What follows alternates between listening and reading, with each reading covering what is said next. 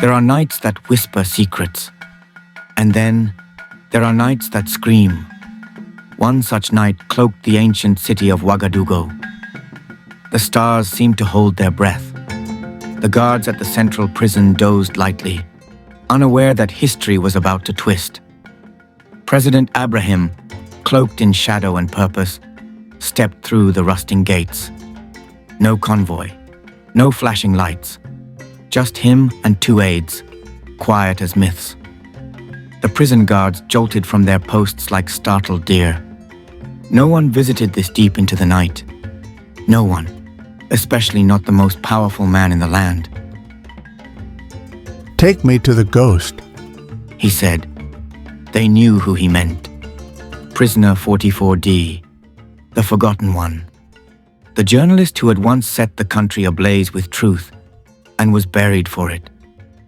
As they passed through the damp corridors, the stench of silence thickened. Only Captain Wambai, the senior guard, dared speak, his voice trembling as he confirmed what Ibrahim already knew. No one had seen her in years. Not really. The guards hesitated at her block.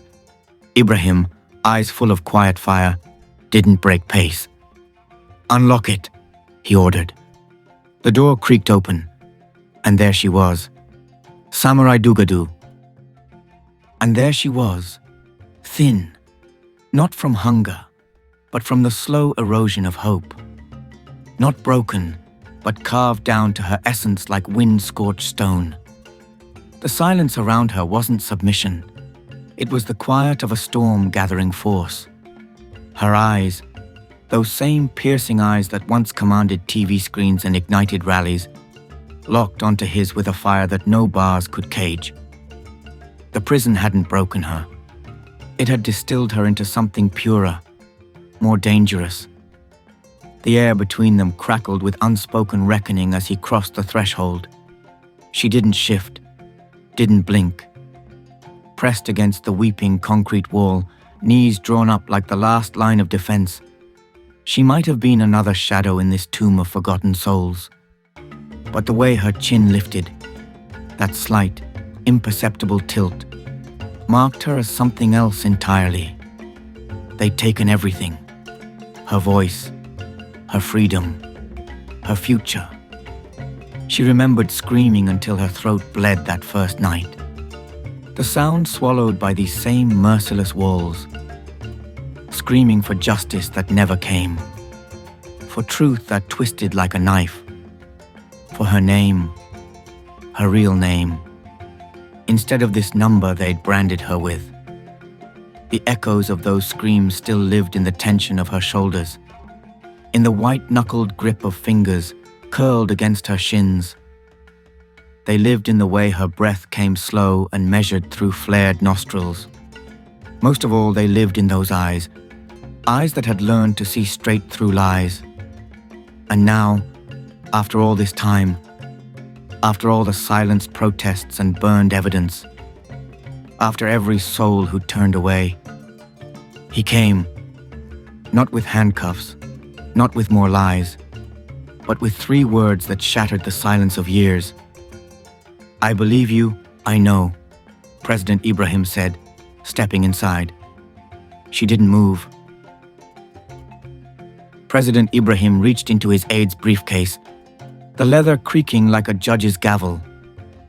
The manila file scraped across the concrete, a sound that made the guards flinch. Samira's calloused fingers trembled as she lifted the cover. Inside, the anatomy of her betrayal. Bank transfers to Judge Della's offshore account, surveillance photos of planted evidence, and the smoking gun, a contract signed in hurried ink, Minister Issa Tambora, authorization for demolition protocol at rally grounds, dated 24 hours before the explosion. A broken sound escaped her lips. The tears came now, not the slow surrender of defeat, but the scolding release of a woman who'd held her breath for years.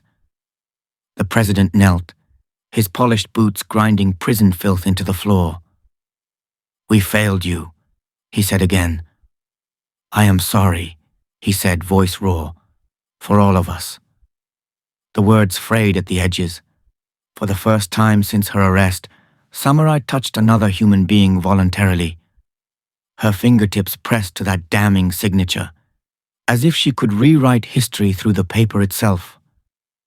The cell no longer felt like a tomb. It felt like a cocoon. And now, after all this time, after all the silenced protests and burned evidence, after every soul who turned away, he came. Not with handcuffs, not with more lies, but with 3 words that shattered the silence of years. Jugodu Sanu was young, new. He still believed in rules. But that night, standing before Samari's cell with the release in his trembling hands, he faced a choice. "Open it," President Ibrahim said. Jugo hesitated. "There are protocols." He stepped closer, his voice a wind that could topple mountains. "And what will you tell your children? That you obeyed cowards? That you helped bury truth?" The silence cracked. With shaking fingers, Jugo turned the key. The door groaned open like a wound unsealing. Samira stepped forward, the cold stone beneath her feet unfamiliar but sacred.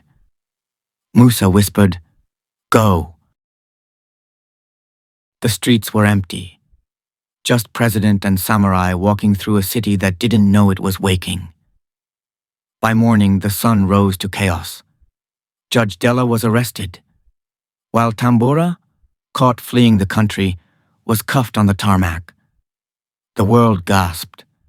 Some called the president a hero, others a reckless tyrant. International papers wrung their hands over process and diplomacy. But in the dusty villages Samurai had once defended, the people only said one thing. He listened. Weeks passed. Samurai disappeared from the headlines. She rented a small house in Kudugu, grew vegetables, watched birds, refused interviews. She wanted peace, not parades. The president respected that. But one evening, as the sun dipped behind tamarind trees, he visited. No escort, no orders, just him. They sat in silence under the stars. No grand speeches, no more need.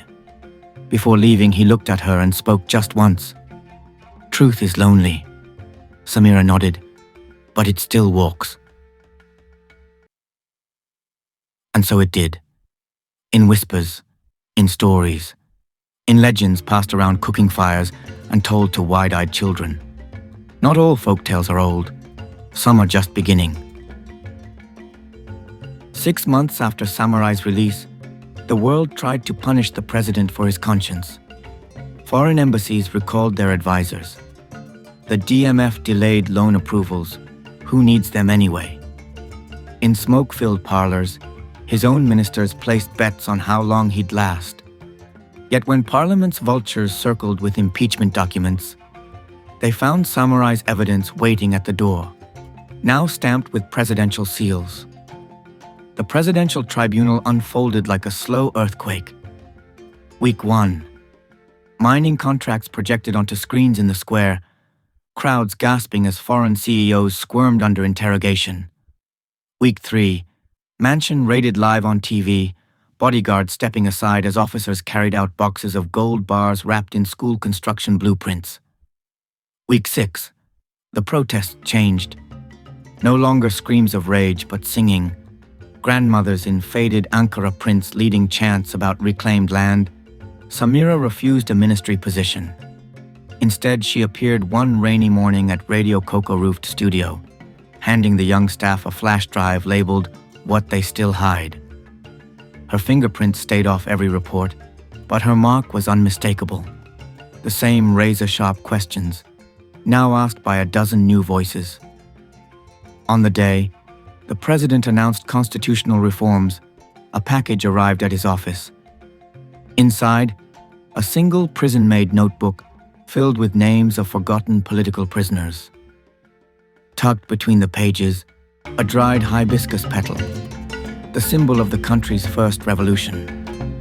No note, none needed.